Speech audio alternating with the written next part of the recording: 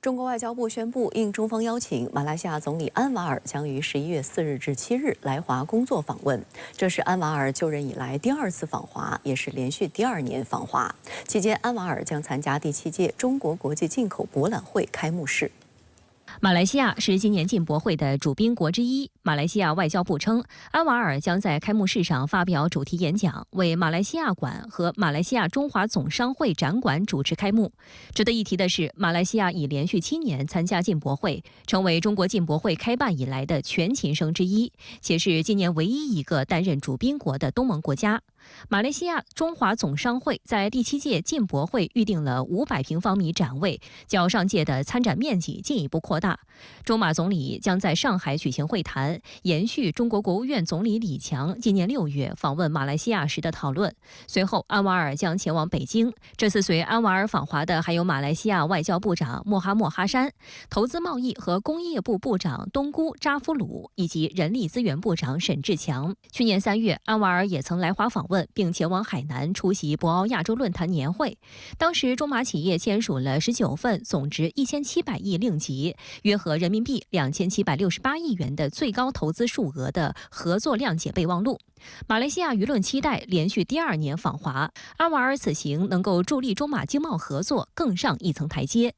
今年是中马建交50周年。9月19号，马来西亚国王苏丹易卜拉欣刚刚访问中国，这是马来西亚国王10年来首次访华。期间，中马签署并发表《中华人民共和国政府和马来西亚政府关于深化提升全面战略伙伴关系，共建中马命运共同体的联合声明》。双方领导人同意加强经贸投资和基础设施互联互通合作。中方积极支持马方推进国内交通、港口 及相关物流产业发展，双方同意加强轨道交通和基础设施合作，为实现泛亚铁路愿景作出贡献。 在软联通层面，去年12月1号，中国对马来西亚持普通护照人员实行单方面免签政策。马来西亚对中国公民实施入境免签便利措施，有力地促进了双方人员往来。今年6月，两国宣布互相延长免签政策，展现了深化友好关系的决心。 就在出发前往上海前，安瓦尔进一步释放对华积极信号。在一场活动上，安瓦尔透露自己当面回绝了美国方面要求马来西亚选边站队的呼吁。面对布林肯，安瓦尔表示：“不要教我们怎么做事，我们是一个独立的主权国家。”他还强调，希望吸引来自欧美、中国、印度、俄罗斯等各国的投资。安瓦尔这个表态啊，释放了一个非常强烈的信号，也就是说对照这种大国的竞争啊，那么马来西亚态度是非常的明确的，就不在大国之间选边站队，这表达了马来西亚政府的一贯的立场。安瓦尔是在10月10号与老挝万象举行的东盟峰会期间，与布林肯举行会晤时做出上述表态的。此前，安瓦尔曾明确表态，希望加入金砖合作机制，并且已向巴西总统卢拉表达了明确的加入意愿，而此举却牵动了美方的敏感神经。 事实上，这并非安瓦尔首次公开批评美西方强迫他国选边站队。今年3月，安瓦尔在与澳大利亚总理阿尔巴尼斯双边会谈中，当被问及有关美国对马来西亚与中国关系的批评时，他也谴责了西方日益高涨的恐华症浪潮。But we are an independent nation. We are fiercely independent. We do not want to be dictated by any force. So whilst we remain to be an important friend to the United States or Europe and here in Australia, they should not preclude us from being friendly to one of our important neighbors, precisely China. Well, that was the context. And if they have problems with China, they should not impose it upon us. We do not have a problem with China. 作为南海周边的国家，安瓦尔多次公开反对域外势力介入南海问题。近日，他还在接受半岛电视台采访时，驳斥了记者麦赫迪哈桑有关南海问题的诱导性提问。Well, you talk about South China. Yeah, South China say we have issues with all our neighbors. But why single out? No, why single out China? That's why I said this is the discourse of the West. Hold on. No, this is the discourse of the West. Issues, neighbor issues, boundary issues with China and the Philippines and Indonesia and Singapore and Brunei and Thailand. But we don't go to war with these countries. We engage with them, we discuss with them. So is with China. What's the solution with China, by the way? bilateral, multilateral, ASEAN, we continue to negotiate. 现年77岁的安瓦尔于2022年11月当选马来西亚第10任总理。安瓦尔的从政之路十分坎坷，与前任总理马哈蒂尔是师徒关系，但两人之间的恩怨持续多年，直到2022年才有所和解。安瓦尔正式接棒马哈蒂尔，然而在处理对华关系上，安瓦尔坚定延续了马哈蒂尔对华友好且不选边站队的政策。宣誓就职后，安瓦尔立刻表示，提升与中国的双边关系是马来西亚的优先事项，他不会让两国关系只维持现状。不在这种大国之间选边站队，实际上这是马来西亚的传统的外交的政策。我想安瓦尔作为马来西亚的政府的首脑啊，他们也是继承了马来西亚的这种传统的外交的这种政策，因为实行大国平衡战略，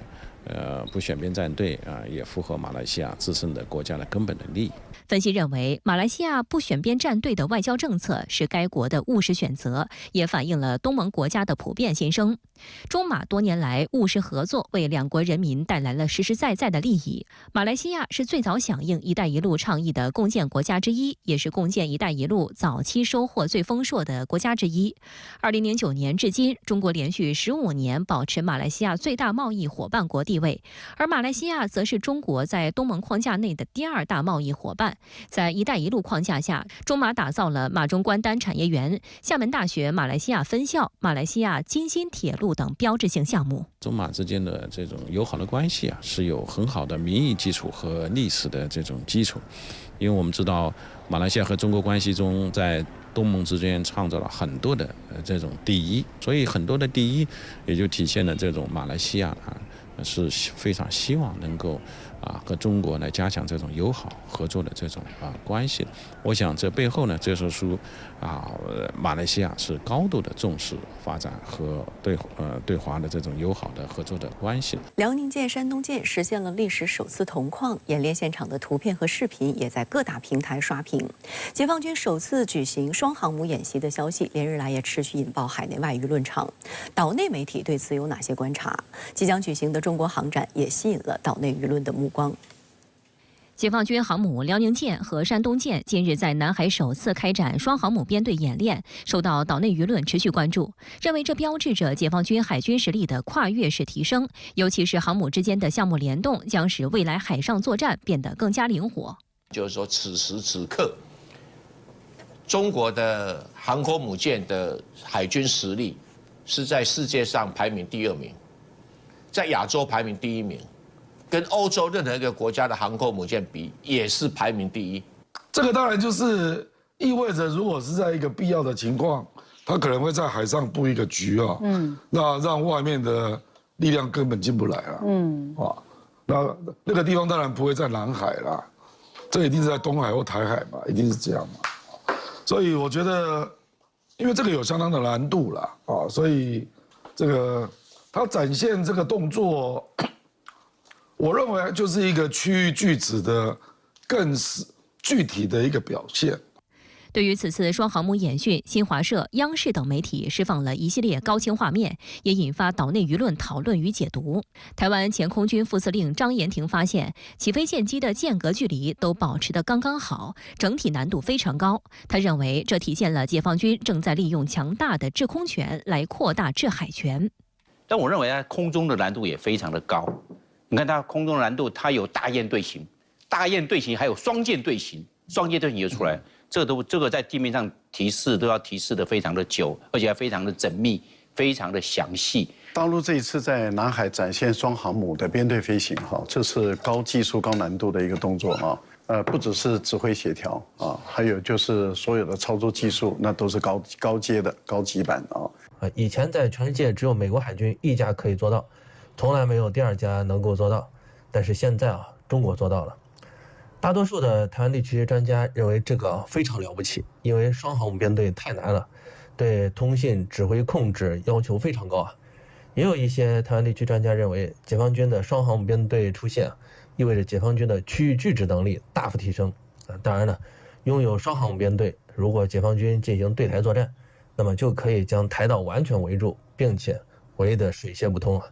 此次训练中，多架歼15战机从辽宁舰起飞。歼15是我国自主研制的第一型舰载多用途战斗机，因拥有出色的对地、对海打击能力以及强大的空战能力，得名飞鲨。在参演的战斗机中，至少有15架是歼15的改进版本，即歼15B 和歼15D。这一变化也引发岛内舆论的高度关注。歼15B 它特别不一样，是在机头上面，所以我们很容易辨认它机头是白色的涂装。我相信它这个涂料应该是特殊的涂料，让它雷达可以侦收得更远，可以锁定得更准。台湾前海军舰长吕礼诗注意到，此次双航母编队中护卫舰数量有所减少。按照以往辽宁舰和山东舰的编组，一直都是以055大驱为重要的防空指挥舰，以及2艘052D 防空舰、2艘054A 或054B 护卫舰。然而，最新的画面显示，这次演习只有1艘054A 护卫舰。那现在为什么护卫舰变少了？也就是未来他们也要跟美军一样，全面的以这一个驱逐052D 的驱逐舰取代054A 在那个航空母舰打击群里的位置啊。此次双航母演训的具体时间虽然并未披露，但新华社消息稿中，海训任务横跨中秋、国庆等节日，引发岛内广泛讨论。值得一提的是，这一时间正值台风高发季。台湾中华战略学会资深研究员张静分析认为，解放军航舰兵力大洋操兵以及年度2期登陆演习主要7成，本来就是安排在秋末冬初左右，但今年连续数个秋台来袭，严重搅乱所有训练规划活动，因此山东舰会抢在台风谭美威力减弱，又利用台风康妮过境台湾时，掌握时机抢先从榆林出港。其实证明解放军对气象与海象变化掌握程度相当精确。外界普遍注意到，在此期间，辽宁舰还参加了东部战区组织的联合利剑2024B军演，并且出现在台岛以东区域。今年的联合利剑2024A 军演过程中，山东舰也曾经现身，并经过巴士海峡，同样出现在台岛以东。因此，未来大陆的双航母合力封锁台湾东部海域是完全有可能出现的情况。在10月31号的国防部例行记者会上，也有记者问到，未来双航母演习是否会与联合利剑相关演习进行结合？辽宁舰航母编队与山东舰航母编队在相关海域组织双航母编队海上训练，是年度例行性安排，主要开展实战背景下作战训练，进一步提升航母编队体系作战能力。值得一提的是，今年的中国航展也即将启动，轰6K、运20、歼10C 日前已抵达珠海。珠海航展几乎是全世界都非常关注的一个航空展。我所知道我们台湾特别经常上我们节目几位军事专业的他们现在都赶到这个珠海航展去啊。这个帅将军还在问说，有没有票？这个歼35能够到珠海去展呢？就是代表我这个东西已经快要成军了，我能拿出来给你看了。而这个舰载机歼35既能当战斗用，又能当轰炸用。那么这个主要的任务是干什么？第一个就是针对敌人的航母。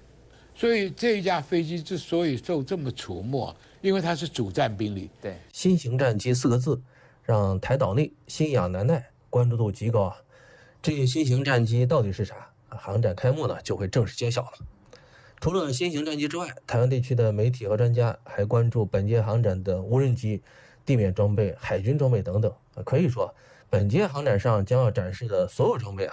台湾地区的媒体和专家都很关注，因为通过本届航展，他们能够看到中国大陆的装备体系化发展情况以及技术水平中东战火持续，美军日前宣布，向该地区增派的 B-52战略轰炸机已抵达目标位置。根据美军计划，将撤换于今年8月部署至中东的林肯号航母打击群。相关部署调整有何用意？美国中央司令部当地时间2号发文称，驻扎在美国北达科他州麦诺特空军基地的第5轰炸机联队的多架 B-52远程战略轰炸机已抵达美国中央司令部负责区域。据悉，美军中央司令部是美军的地域型联合作战司令部，负责中东和中亚地区军事行动的指挥。外界注意到，美军此次增派的 B-52战略轰炸机对于中东并不陌生。本轮巴以冲突爆发以来 ，B-52轰炸机已多次部署到中东地区。事实上，作为美国现役最强大的战略轰炸机之一，用 B-52秀肌肉一直是美国的基本操作。半个世纪以来 ，B-52在越南战争、海湾战争、阿富汗战争和伊拉克战争中都发挥了重要作用，与航母一起，常常最早出现在各种冲突的一线。值得一提的是，这也是美国近1个月来第2次使用战略轰炸机来加强美国在该区的防御。在上一次，美军出动了 B-2隐形轰炸机打击也门胡塞武装地下目标。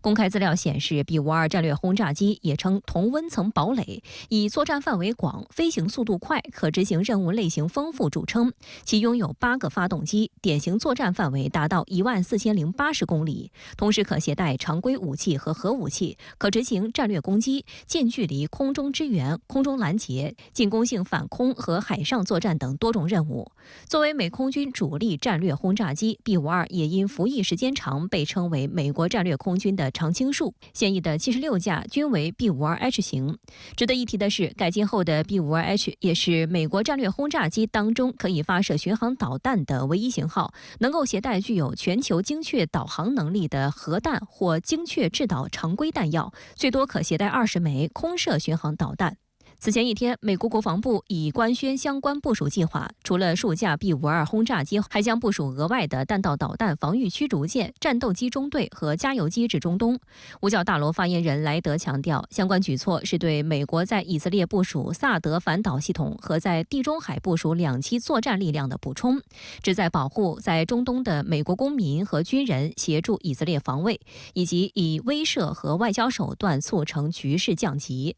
值得注意的是，按照五角大楼的说法，新一轮军事部署将在未来几个月内完成，但仅隔1天，压轴菜 B-52战略轰炸机就抵达中东。观察指，除了展现短时间部署能力的战术考虑之外，也显示出局势或出乎美方意料。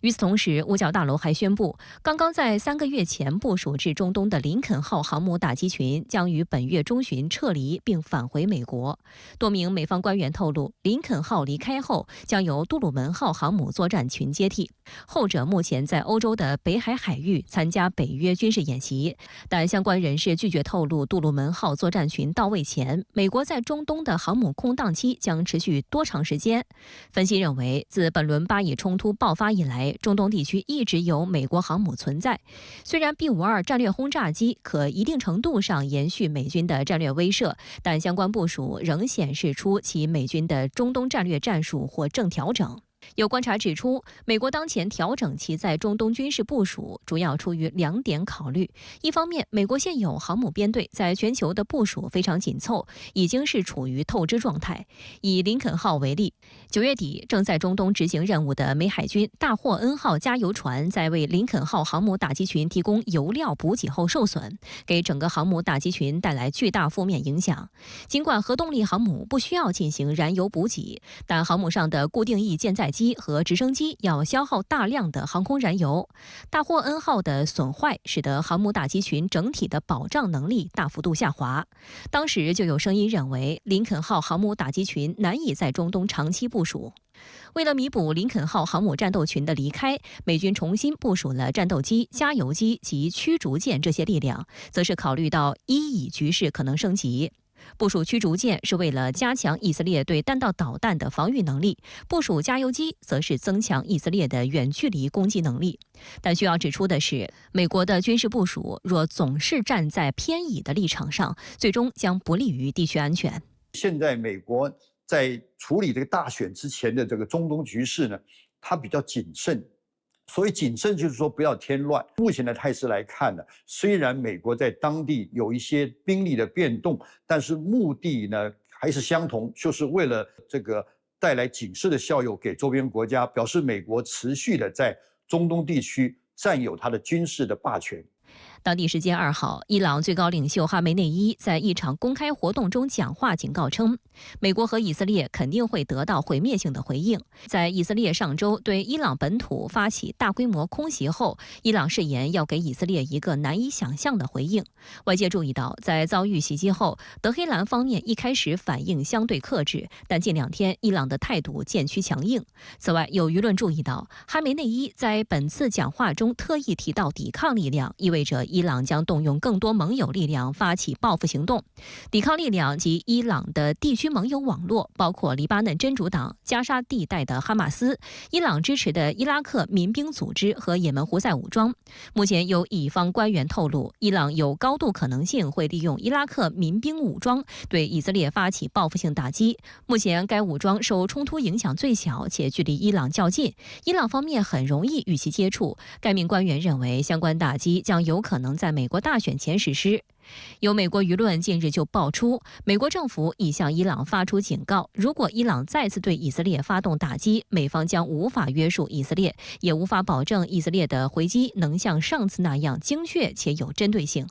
消息人士透露，这一信息是美国通过瑞士转达给伊朗的。美国大选进入最后的冲刺阶段，民主共和2党总统候选人继续前往摇摆州举行竞选集会，在大选前的最后一个周末，抓紧时间为自己拉票。号称本世纪竞争最激烈的美国大选最终将鹿死谁手。距离开票仅剩3天，哈里斯现身美国喜剧节目《周六夜现场》，调侃自己的标志性大笑。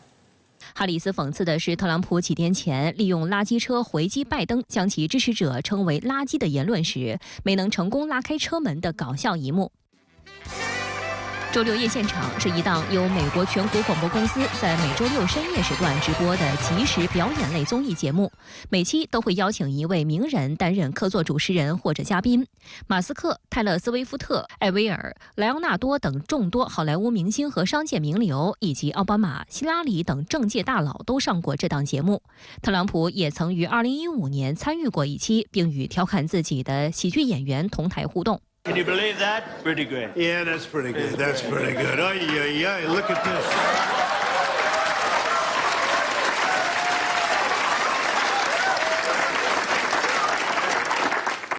政治人物参加综艺节目可以展现自己不一样的面貌，从而拉近与选民之间的距离。但有观察认为，在选情最为焦灼的最后冲刺阶段，哈里斯参与此类综艺仍是一场豪赌。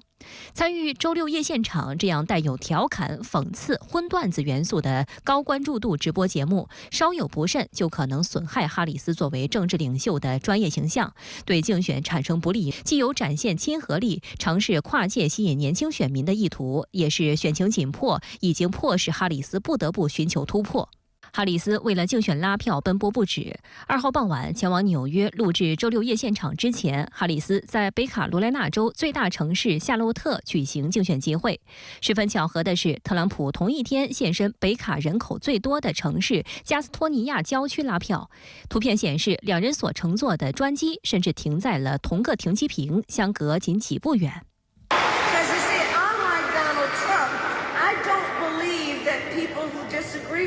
Are the enemy. He wants to put them in jail. I will give them a seat at the table. 哈里斯在集会上抨击特朗普在堕胎问题上的立场，同时试图争取不满特朗普的共和党人。So remember this. She's the worst vice president in history, and she broke it. She just broke the whole damn thing. But I will fix it, and I'll fix it fast. We're going to do it quickly. 而在共和党的集会上，特朗普重复了美国优先的政纲，并在移民问题方面攻击哈里斯，称如果民主党政府再次当选，美国公民将失去政治权利，社区将以移民为主。2020年的大选中，特朗普在北卡以不到 1.5个百分点的微弱优势取胜，但该州同时选出了一位民主党州长，因此两党都对当地所拥有的16张选举人票抱持希望。值得注意的是，这已经是特朗普和哈里斯连续第4天在同一个摇摆州造势。两人先是到访北卡和威斯康星，接着又马不停蹄前往内华达州争夺拉丁裔选民的选票。在11月1号的行程中，则再次都包含了威斯康星州。据悉，哈里斯将于3号前往密歇根州兰辛市参加选举季的最后2天的活动。他还计划在选举前夕前往拉丁裔大本营阿伦敦以及匹兹堡和费城等主要城市中心。而特朗普预计将继续稳固北卡票盘，4号将前往州首府罗利。距离11月5号举行的大选仅剩2天时间，最新民调显示，2位候选人领先的州数均不足以凑齐270张选举人票。从基本盘来看，民主党方面略胜一筹，但让哈里斯团队颇为紧张的是，他原先在7个摇摆州积累的领先优势已逐渐被特朗普反超，仅在威斯康星和密歇根2个州以1%的微弱优势领先，而特朗普则暂时在剩余5州领跑，且其民调均处于上升趋势。值得注意的是，在2016年和2020年2届大选中，特朗普在摇摆州的所收获的实际选票都略微好于民调。目前尚不清楚在此轮大选中会否再次出现类似情况。当前，特朗普团队正努力攻下威斯康星州。该州东北部的多尔县成为特朗普和哈里斯争夺的战场缩影。仅3万人口的多尔县在过去7届总统选举中都投对了最终胜利者，因而被视为选举晴雨表。在多尔县中部城区一条主干道上，随处可见支持哈里斯和特朗普的标语牌，有时内容相左的标语甚至背靠背无声上演着标语之战。不过，也有利好于哈里斯的消息传出。埃奥瓦州在今年选战中普遍被视为共和党票仓，但在投票日前的最后一次民意调查中，哈里斯的支持度有所上升，以47%对44%领先特朗普。埃奥瓦州过去4届总统大选结果不一，2008年和2012年由民主党籍候选人奥巴马胜出，但2016年和2020年都由特朗普拿下。最新的民调结果也激怒了特朗普团队，直接批评民调十分愚蠢。舆论普遍认为，本届总统选举是美国过去60年来竞争最激烈的一次。今年以来，两党候选人一直未有能在全国民调中取得至少5个百分点的领先优势，而上一次出现这样的情况已经是1960年的事。从部分州提前投票的人数也能看出此届大选的超高热度。根据美国佛罗里达大学的数据，目前全美已有超过7000万人完成了提前投票。但选民高涨的情绪也引发各界担忧，加上有2021年国会山骚乱的前车之鉴，人们也担心选举后会发生暴力事件。华盛顿州长英斯利在一份公开信中表示，鉴于今年大选期间潜在的暴力活动以及非法活动之风险，该州的国民警卫队人员已经进入了待命状态。就在本周早些时候，华盛顿州已经有部分选票箱遭到纵火袭击。英斯利称，纵火案已经导致数百张选票被损毁。还有不到3天就是美国2024年大选，您是如何来观察当前哈里斯和特朗普的选情？主持人好，让我们用数据说话。综合美国多份民调和政治网站最新数据，当前全美51个州和首都华盛顿哥伦比亚特区，特朗普在其中19个占据10%以上的绝对优势，总计选举人票数122票；另有5个州特朗普具有相对优势，总计票数97票。特朗普在安全州的潜在票数，目前根据民调结果计算是219票，距离胜选的270票门槛还差51票。哈里斯则在纸面数据上略微领先于特朗普。哈里斯有15个州占据10%以上的绝对优势，总计选举人票数191票；另有5个州具有相对优势，总计35票。哈里斯在安全州的潜在票数，目前根据民调结果计算是226票，比特朗普多7票。哈里斯距离胜选的门槛只需要44票。还有不到3天，特朗普和哈里斯就要通过剩下7个摇摆州的选票来一决此次大选的高下，也就是内华达州、亚利桑那州、威斯康星州、密歇根州、宾夕法尼亚州、北卡罗来纳州和佐治亚州，一共93票，对于此次选举足以具有决定性的影响力。当然，除非特朗普或哈里斯在安全州里出现重大翻车，不过这种可能性并不大。对比2020年的实际投票结果和当前的民调结果，共和党和民主党的安全州就没有发生过改变。民调上的红蓝州还是当年的红蓝分野，而4年前拜登之所以能够战胜特朗普，就是因为民主党狂扫上述7个摇摆州中的6个，拿下了93票中的77票，最终以303票大胜共和党特朗普的235票。那您认为哈里斯能复制民主党4年前的胜利吗？我认为不好说。4年前民主党赢得大选，与其说是拜登的胜利，不如说是特朗普的失败。什么意思呢？2016年把特朗普抬入白宫的中间选民，出于对特朗普执政能力的失望，2020年又把特朗普选了下去。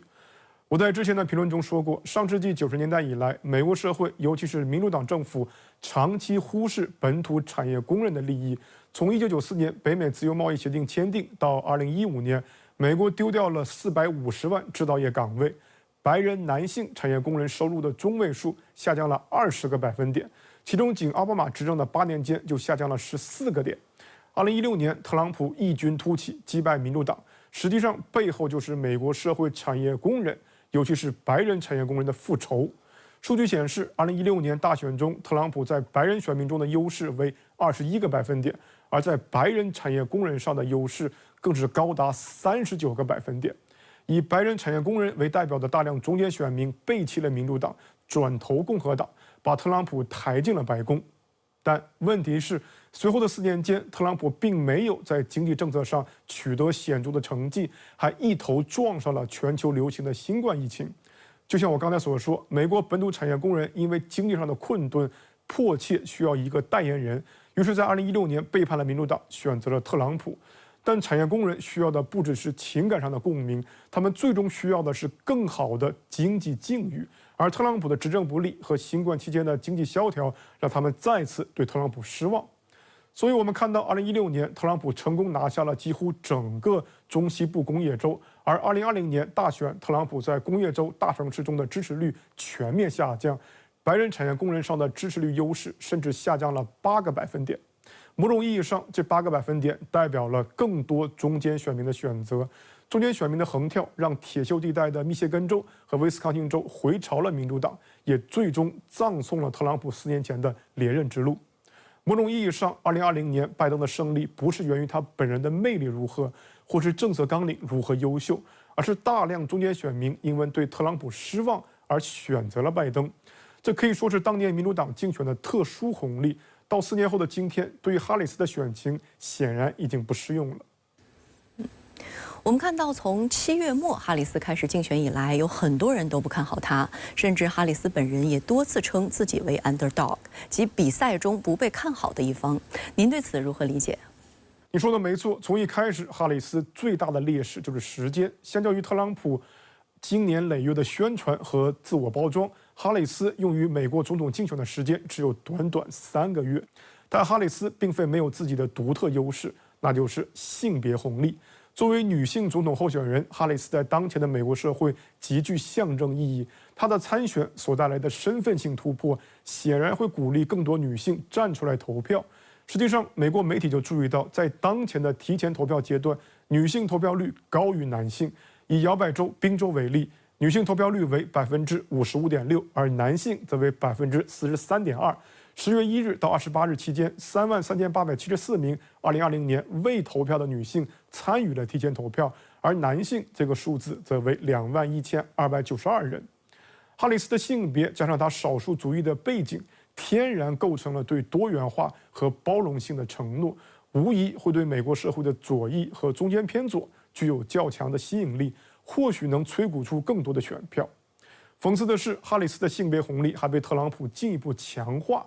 10月30日，特朗普在威斯康星州的一次竞选集会上宣称，如果自己赢得大选，他会保护女性，无论女性喜欢与否。特朗普的这一表态被视为对于女性堕胎权持有傲慢的反对态度，是对女性自由意志的蔑视，引起了美国社会，尤其是女性对于特朗普在此执政下自身权益和性别平等的强烈担忧。事实上，美国选民中女性的投票率始终高于男性。2020年，女性投票率为68.4%，高于男性的65%。而且，特朗普本身在女性中的支持率就不高，被视为其重要短板。2020年，支持共和党特朗普的女性仅有43%，显著低于支持民主党的55%。尽管特朗普在当地时间11月2日的北卡州竞选集会上改口，称自己不仅要保护女性，也要保护男性，他要保护所有人，但错误显然已经铸下，而且考虑到当前的时间节点，距离大选不到3天，这几乎可以说是一个近乎于致命的错误。年内第3次访俄的朝鲜外务相崔善基与俄外长拉夫罗夫1号在莫斯科举行了战略磋商，双方表示将推动关系再上台阶。而就在俄朝发布公告隔天，美日韩突然开展联合空演，美军还出动 B-1B 战略轰炸机展现了美韩同盟一体化的延伸威慑，对抗情绪螺旋升温，半岛局势会否一触即发？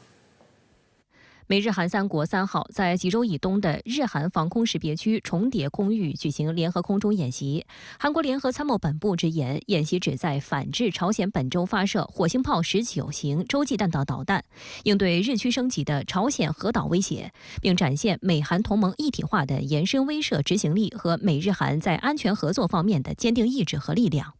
深圳卫视注意到，朝鲜射弹当天，美韩就举行了大规模联合空演，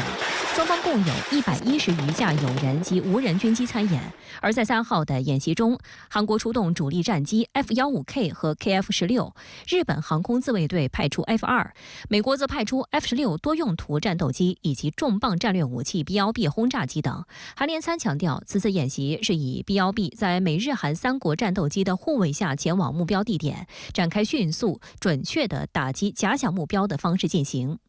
韩联参还提供了一张去年12月20号美日韩联演照片，3国出动机型与此次基本一致，美军 B-1B、F-16和韩军 F-15K、日本 F-2一起飞越济州岛。观察指，此类联演旨在提高3国空军的作战协调能力和应对紧急情况的反应速度，而 B-1B 的加入则增强了演习的远程打击和战略威慑能力。B-1B 战略轰炸机最大飞行速度达 1.25 马赫，最大航程 1.2万公里，从关岛飞至朝鲜半岛仅需2小时。这是 B-1B 今年以来第4次飞抵朝鲜半岛。6月 B-1B 参加美韩联演时，还曾与2架韩国 F-15K 合作投掷了超200公斤重的捷达姆精确制导炸弹，展现对纵深标的的精确打击能力，剑指朝鲜战略目标意图明显。而此次演习也是美日韩年内第2次联合空演。今年4月联演时，美军派出的是轰炸机3巨头的另一款 B-5R-H 战略轰炸机参演。韩联参指出，今后美日韩3国将基于紧密合作，逐步扩大安全合作，遏制和携手应对朝鲜威胁。目前半岛的形势是一个螺旋上升的紧张的状态，在这种背景下，美韩采取这种军事行动可能会起到适得其反的作用。首先这样的话，朝鲜有更正当的理由去发展自己的国防能力，然后另外就是朝鲜可能会更加确信加强核岛能力是一个正确的方向，因为美韩对朝鲜的敌对态度并没有改变。事实上，今年以来，美韩对朝政策发生了重大转变，有意将核对抗措施纳入作战计划，加强韩国军队与美国核力量的整合。分析认为，美韩试图通过展现强大的军事实力来维护在东北亚地区的话语权，然而这种做法只会使得半岛局势更加紧张。朝鲜外务省发言人1号就发表声明称，美韩将半岛推向战争境地，朝鲜别无选择，只能继续努力增强自卫能力。发言人指责华盛顿和首尔今年已策划了20多次战争阴谋，进一步细化万分危险的核战争脚本，谴责和反对敌对势力无法无天的双重标准和贼喊捉贼的诡辩。发言人强调，试射新型洲际弹道导弹火星炮19完全是朝鲜行使合法的正当自卫权。值得注意的是，朝鲜对敌研究院2号发表白皮书，并通过朝中社官网进行公布，在内政、外交、军事等方面批判韩国总统尹锡悦的错误行为，指责其撕毁919军事协议，同美国炮制华盛顿宣言，把美韩同盟升级为以核为基础的同盟，并全面实行美韩核磋商小组和朝鲜半岛核作战指针，还与日本和北约进行更密切的军事勾连。深圳卫视查阅朝中社网站发现，针对韩国总统本人的白皮书仅此一份，且历史记录中有关朝鲜对敌研究院的内容也仅此一则。开院信息中几乎查不到有关该院的资料，但从该院调查后出具的报告可见，朝方相关机构对韩国政坛各类信息掌握细致全面，包括尹锡悦总统办公室人事安排、韩国医疗系统罢工情况，甚至尹锡悦与夫人金建熙的关系等内容。分析认为，对敌研究院应是今年1月朝鲜改变对韩政策，并调整原先对韩机构后新出现的机构，其职能可能像之前的统一战线部、朝鲜祖国和平统一委员会等机构一样，专司对韩事务，只不过名称已由统一改为敌对。中国国际问题研究院亚太研究所助理研究员李民对深圳卫视分析，尽管朝鲜在官方表态中直接提及韩国总统本人并非个案，但也不是特别常态化的举动，体现了朝方对韩敌对调门的再度升高。随着朝韩关系的敌对化程度越来越高，可能朝鲜在官方表态中会越来越多的直接去批评攻击韩国的总统。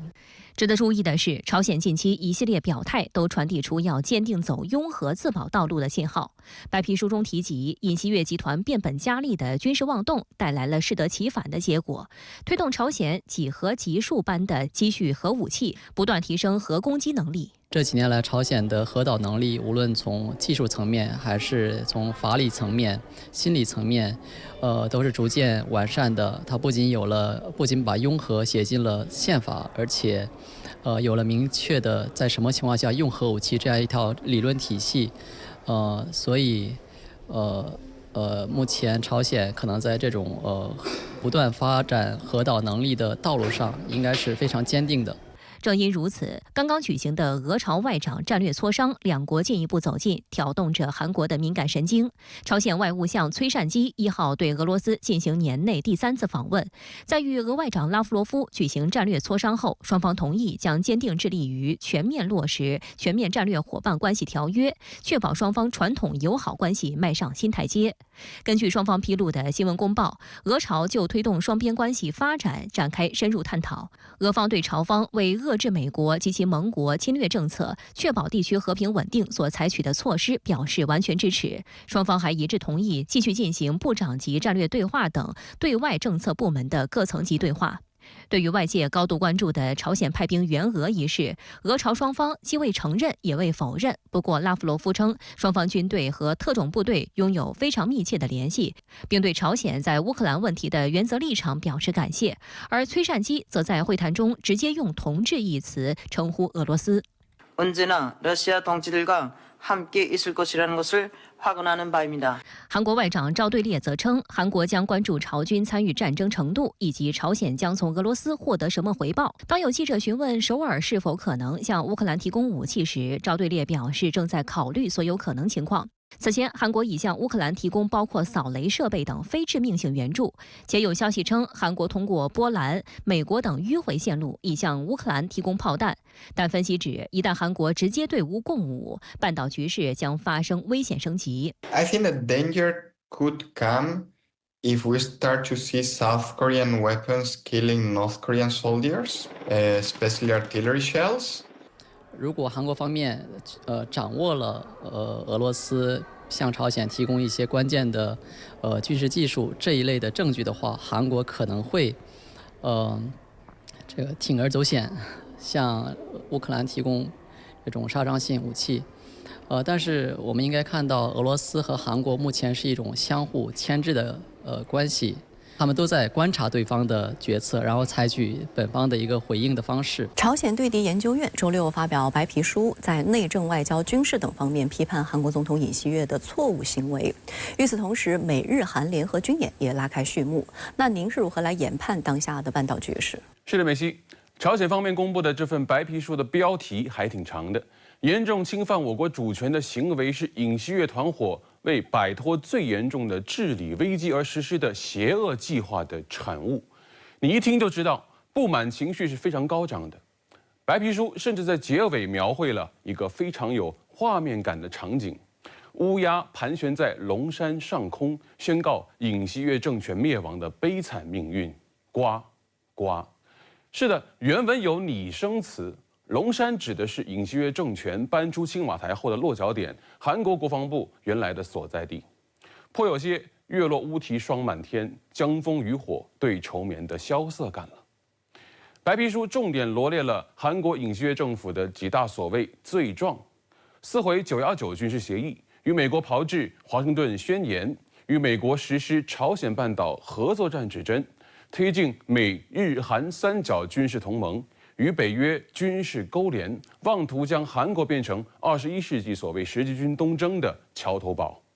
一言以蔽之，触动平壤敏感神经的是尹锡悦政府妄图军事推翻北方邻居政权的所谓挟洋自重行径。这与文在寅时期的南北兄弟叙事是完全不同的。在朝鲜看来，尹锡悦政权颇有些当年给殖民侵略者当带路党的民族罪人感。所以你会发现，朝鲜方面的措辞一次比一次严厉，骂的那是一次比一次难听啊！但话糙理不糙。值得注意的是，发表这份白皮书的朝鲜官方机构叫对敌研究院，这恐怕是一个新面孔。从机构的命名上不难看出，朝鲜对韩国的取态与定义已经完全变了，不再是以民族叙事、统一叙事来做南方工作，而是将首尔政权定义为彻头彻尾的敌人。认知影响决策，决策牵引行动，行动则引发后果。从这个角度去看，朝鲜半岛局势确实在升温，而且背后的矛盾冲突指向性非常明显，只针对韩国尹锡悦政府以及背后的美国政府。在您看来，朝鲜半岛这对南北冤家会打起来吗？我个人倒是审慎乐观的。其实你细品朝鲜方面对外释放的信号，会发现，在平壤看似激愤的话语中，斗争的矛头始终指向尹锡悦政权，甚至是尹锡悦本人。十分详实的在论述尹锡悦上台以来在民意支持率持续走低内政失败社会治理失效的种种弊端。也就是说，朝鲜方面已经逐渐接受了尹锡悦这位韩国总统迫于支持率低迷采取的一系列转移矛盾、制造冲突的盘外招。这种说法有没有道理呢？在我个人看来是有一定道理的。2022年韩国总统大选结果出来之后我曾在节目中谈到尹锡悦得票数只比李在明多了不到25万票，这意味着在未来一段时间里韩国朝野和解、朝野协商难度极大，意味着尹锡悦的内政治理很难有效开展，自然也就意味着这位韩国总统会将主要精力用在外部环境的塑造，一切都围绕着执政的可持续性。回看这2年韩国政坛的纷纷扰扰，以及美日韩军事同盟的一系列动作，不正是这个趋势吗？2024年韩国国会选举，它再一次延续了朝小野大的局面，尹锡悦的日子只会一天更比一天难，搬出了青瓦台又如何呢？所以我们在观察朝鲜半岛局势的时候，不能大而化之的只看矛盾冲突的2个主体，也就是朝鲜与韩国，更要进一步看到这2个政权之间在认知上存在哪些不可调和的矛盾与冲突。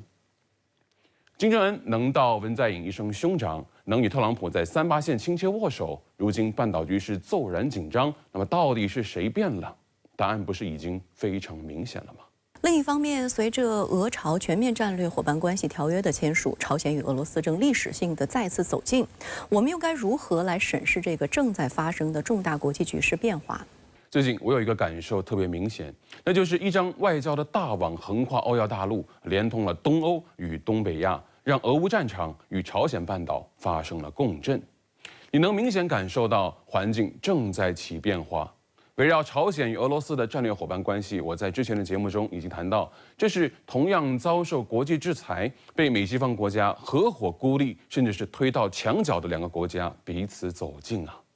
今天我要在节目中反问一句：美西方国家，这个局面难道不正是你们想要看到的吗？一种预言的自我实现，本质上是认知与政治、军事、经济的综合塑造。预言本身它并不高明，反而是用心险恶我毫不客气地说，这些西方国家甚至还想把中国拉下水。我倒是还要问一句：如果中国真如他们所说的所谓全力援助俄罗斯，那这场仗早就该分出胜负了。我们今天就更没有必要讨论朝鲜出兵援俄这种所谓的伪命题了。中国外交部发言人林健前2天那句话，我认为很有必要放大传播。他说，朝俄是2个独立主权国家，如何发展双边关系是他们自己的事，中方不掌握朝俄双边交往合作的具体情况。所以我先说结论吧，朝鲜与俄罗斯的彼此走近，是因为他们都感受到了来自美西方国家的直接压力，正是这股外力的挤压作用将他们粘合在一起，是结果不是原因，千万不要本末倒置了。所以我旗帜鲜明地反对那些认为朝鲜与俄罗斯的联合带有某种冷战原罪的观点，这与事实不符，也并不公允嘛。至于在这对战略伙伴关系中谁赚了谁赔了，我觉得结论不要下得太早。我认为朝鲜方面需要的不是俄罗斯在火箭技术与核武器方面的援助，反倒是在常规武器装备方面，尤其是涉及军队体系化、信息化作战方面的力量倍增器。那么朝鲜在客观上是存在刚需的。某种意义上看呢，我认为朝鲜无论是核技术还是火箭技术都已经开窍了。要知道，从军工技术的角度去看，开窍才是最难的。很多国家就是被难倒在开窍之前。掌握基础科学、关键技术、核心工艺才是开窍的必要前提。到了这个阶段，朝鲜已经不太需要所谓的养老师了。此外，我还想要提醒一点，千万不要用陈旧的眼光去审视今天的朝鲜。它已经凭借自身的努力与牺牲，成长为一个相对独立自主的国家了。如果再以冷战时期的眼光去审视朝鲜，那将极有可能造成战略误判。